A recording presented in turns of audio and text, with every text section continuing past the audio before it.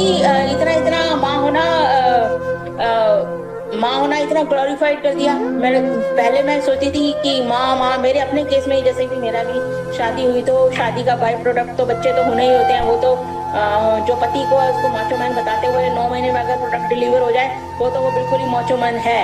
मतलब सोसाइटी भी इतना प्रेशर डालती है। सोसाइटी क्या, मेल सी होते हैं, उन्हीं का बेसिक फंडा। तो रूट पे जो हमारे टॉप में है, हमारे कंट्रोलर है, वो पुरुष ही है। अब उसमें इतना प्रेशर होता है कि 9 महीने के साथ, जैसे मेरे केस में ही बच्चा हुआ। पहले तो हमारे जो शादी थी, शादी करके हमें विदा कर दिया, फिर मेरा बच्चा भी हुआ, वो शादी सक्सेसफुल नहीं हुई। बच्चा किसके से आया? मेरे इससे आया भाई। मैं बच्चा क्यों करूं? मैं बच्चा क्यों पालूं? और यही बच्चा अगर बिना शादी के मैं कर लेती तो ये सोसाइटी जो है मुझे जीने नहीं देती। मेरा गर्व है। इवन जो भी और रिसर्च हो रही है, आने वाले दिनों में तो मेल्स के इवन स्पर्म की भी जरूरत नहीं है बच्चे पैदा करने के लिए। Clone, female body is itself enough to reproduce, clone ऐसे करके पैदा करने के लिए। फिर ये इतना कंट्रोल क्यों?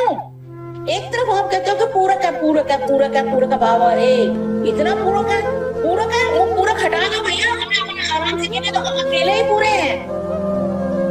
नहीं जरूरत हमें मम्मी बनने की। क्यों बनाया जा रहा है मम्मी? मम्मी बनना इतना ग्लोरीफाइड है, इतना प्रसव में इतनी पेन होती है, इतना ग्लोरीफाई मम्मी मम्मी मम्मी। लेकिन मम्मी किसकी?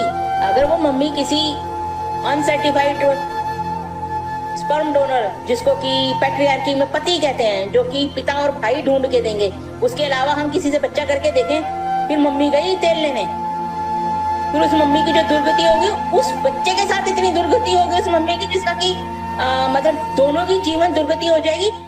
अगर बिना सर्टिफाइड स्पर्म डोनर, जिसको कि पैट्रियार्की में पति कहते हैं, उसके बिना अगर बच्चे पैदा होगा ना, तो उस कंडीशन में तो कुलदीपक और लिंग वाला भी पैदा होगा ना, तो उसकी भी दुर्गति हो जाती है। अनाथ आश्रम में लड़के भी पड़े हुए हैं। तो पति सर्टिफाइड स्पर्म डोनर की इतनी ज्यादा इंपॉर्टेंस उन्होंने अपने आप से थोप रखी है औरतों के ऊपर।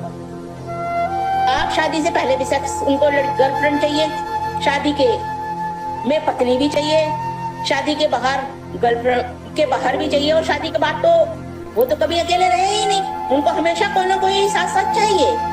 लेकिन लड़कियों का क्या सपोर्ट सिस्टम है? लड़कियों को बाप के से निकाल के ससुराल में फिट कर दिया।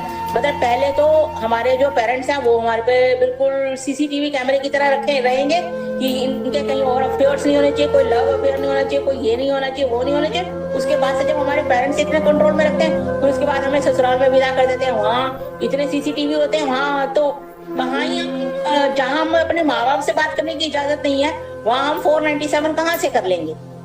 कितनी सोचने की बात है। लेकिन लड़के जो है वो कुलदीपक है, वो करते हैं। अब इसमें अपवादों वाली बात नहीं है। मैं जितनी भी बातें हम लोग आपस में शेयर करेंगे, इसमें अपवाद बीच में लाकर बात को डाइवर्ट करने में से कोई सोल्यूशन नहीं निकलने वाला। जितनी बातें वो है, पैटर्न है, इतना वाइड पैट्रियार्की है, इसमें अपना अपना पैटर्न समझ के उसको अनलर्न करना है। हम किसी के ऊपर लठ लेके किसी को ठीक नहीं कर सकते, हिंसा हमें चाहिए भी नहीं। और हम जो है ग्रेजुअली सिस्टमैटिक तरीके से, जैसे कि हमको पीरियड्स होते हैं, फिर हमसे बच्चे लिए जाते हैं, फिर हमको ढंग का पोषण नहीं मिलता है, उस हिसाब से हम पुरुषों के बराबर फिजिकली वीक बना दिए गए। तो हमें हिंसा वैसे भी नहीं करनी है, और हिंसा से हम जीतना भी नहीं चाहते। तो हमसे विद्रोह, क्रांति, संघर्ष के नाम से लगा के सुंदर सुंदर वर्ड लगा के हमको पुरुषों का अगेंस्ट क्यों खड़ा कराया जा रहा है? जब हम ये क्या, और जो पुरुष अपने आप को इतना इंटेलिजेंट समझता है, उसको नहीं समझ आ रही कि गड़बड़ कहाँ है। फिर अगर उसको समझ नहीं आती तो अपने आप को इंटेलिजेंट क्यों कहता है? फिर माने, फिर अगर इंटेलिजेंट नहीं है तो हमारी बात सुने, हमारे नीचे आए, फिर ऊपर क्यों चढ़ा हुआ, हमारा पावर डोमिनेट क्यों कर रहा है? लॉजिकली क्या है इतना? मतलब वो पैट्रियार्की में इतने ज्यादा क्लिंचेस हैं। लड़की के पास यूट्रस है, उससे 9 महीने में आपको बच्चा चाहिए, तो आप लड़की को विदा करने की बजाय लड़के को विदा क्यों नहीं कर रहे? लड़का क्यों नहीं आ रहा? ताकि वो जिसने बच्चे पैदा करने हैं वो अपने कम से कम बायोलॉजिकल पेरेंट्स के पास तो रहे। उसको नॉन बायोलॉजिकल पेरेंट्स के पास ट्रांसफर कर देते हैं। जाओ अब तुम वहां पे जाके बच्चा पैदा करो। बच्चे पैदा करने की प्रोसेस में भी फिर उसमें जो है कई जगहों पे तो जब उसकी डिलीवरी करनी होती है तो बच्चों को इधर अपने माँ के वहां भेजते थे। वैसे उसको अपनी पूरी जिंदगी अपनी माँ के साथ बात नहीं करनी है, लेकिन कई कई जगहों पे ऐसा होता है कि बच्चे के टाइम, पैदा करने के टाइम पे जो है बहू को माँ के घर में भेज देंगे, चलो अब जो खर्चा हो वो सारा माँ कर ले।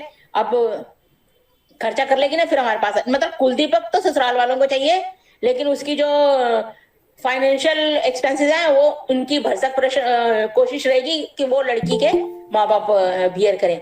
मतलब दोनों में प्रॉब्लम ये है कि बाप का है वही ससुराल है, और जो ससुराल है वही बाप का है, तो दोनों जाने बच रहे हैं। दिक्कत ये, और इसमें पीस किसको रहे हैं, इसमें पीस रहे हैं औरतों को। भाई जब मेरे पास यूट्रस है, मुझे बच्चा पैदा करना है, तो मैं कह रहा हूँ कि वहां पे जाके बच्चा क्यों पैदा करूं, क्यों करूं मैं, जब मेरा पूरा, मेरे पेरेंट्स हैं जिन्होंने मुझे विदा किया। तो और फिर मैं, अगर मुझे ही बच्चे पैदा करने हैं और घर मुझे ही देखना है, लड़कों ने अपने माँ बाप भी नहीं देखने, तो फिर ये अपना यही विदा हो के आ जाए, यही देखे हमारे पेरेंट्स को।